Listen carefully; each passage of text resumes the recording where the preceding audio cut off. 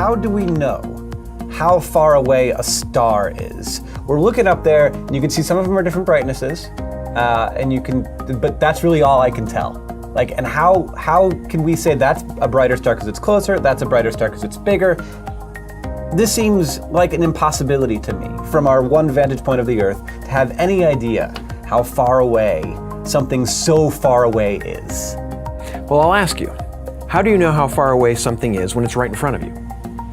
I could either get a tape measure, Okay. go vroom, Right? which I can't do with a star. That is, well, I'm pretty sure that we don't have any yeah, tape that would be measures hard. that Yeah, it are- would be hard. that Yeah, are okay. light years long. Or I use my two eyes. And so like I go like, Bingo. okay. Right on the nose. But we've only got one planet to look from. Ah, but our planet moves. And that's how this works. Totally true. The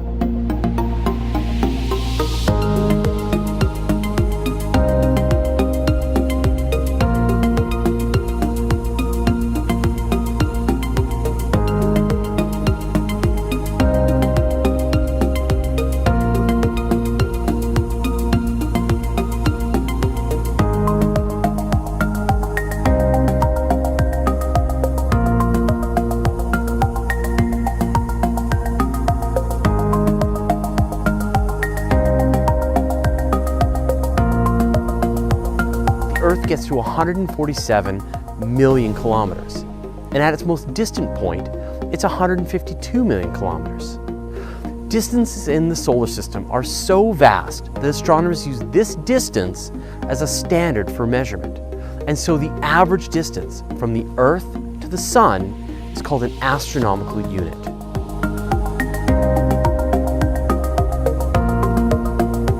You might be surprised to know that the distance from the Sun to the Earth was only determined within the last few hundred years. There were just too many variables. If astronomers knew how big it was, then they could figure out how far away it was, or vice versa. But both of these numbers were mysteries. Modern astronomers can use radar and laser pulses to calculate the distance to objects in the solar system. For example, they fire an intense beam of radio waves at a distant object, like Mercury, and then calculate how long it takes for the waves to bounce off the planet and return to Earth. Since the speed of light is well known, the return travel time tells you how far away the planet is. I found that the speed of light dropped between 1928 and 1945 by about 20 kilometers per second. It's a huge drop because they're given with errors of only fractions of decimal points of error. And yet, all over the world, it dropped, and they were all getting values very similar to each other with tiny errors. Then in 1945, it went up at 48, it went up again. And then people started getting very similar values again. I was very intrigued by this, and I couldn't make sense of it, so I went to see the head of metrology at the National Physical Laboratory in Teddington. Metrology is the science in which people measure constants. And I asked him about this. I said, what do you make of this drop in the speed of light between 1928 and 1945? And he said, oh dear, he said, you've uncovered the most embarrassing episode in the history of our science. So I said, well, could the speed of light have actually dropped? And that would have amazing implications if so. He said, no, of course it couldn't have actually dropped. It's a constant. So, well then how do you explain the fact everyone was finding it going much slower during that period? Is it because they were fudging their results to get what they thought other people should be getting, and the whole thing was just produced in the minds of physicists? We don't like to use the word fudge.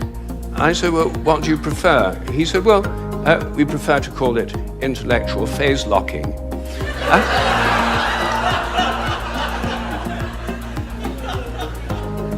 So I said, well, if it was going on then, how can we be so sure it's not going on today? And that the present values are produced by intellectual phase locking. And he said, oh, we know that's not the case. I said, how do we know? He said, well, we've solved the problem. And I said, well, how? He said, well, we fixed the speed of light by definition in 1972. So I said, but it might still change. He said, yes, but we'd never know it because we've defined the meter in terms of the speed of light. So the units had changed with it. So he looked very pleased about that. They'd fixed that problem. But I said, well, then what about big G, the gravitational constant known in the trade as big G? It's written with a capital G, Newton's universal gravitational constant. That's varied by more than 1.3% in recent years. And it seems to vary from place to place and from time to time. And he said, oh, well, those are just errors. And unfortunately, there are quite big errors with big G. So I said, well, what if it's really changing? I mean, perhaps it is really changing. And then I looked at how they do it. What happens is they measure it in different labs. They get different values on different days, and then they average them. And then other labs around the world do the same, and they come out usually with a rather different average. And then the International Committee on Metrology meets every 10 years or so and average the ones from labs around the world to come up with the value of big G. But what if G were actually fluctuating? What if it changed? There's already evidence, actually, that it changes throughout the day and throughout the year. Maybe they all change together. What if these errors are going up together and down together? For more than 10 years, I've been trying to persuade metrologists to look at the raw data. In fact, I'm now trying to persuade them to put it online on the internet with the dates and the actual measurements and see if they're correlated, to see if they're all up at one time, all down at another. If so, they might be fluctuating together, and that would tell us something very, very interesting. But no one has done this. They haven't done it because G is a constant. There's no point looking for changes. You see, here's a very simple example of where a dogmatic assumption actually inhibits inquiry.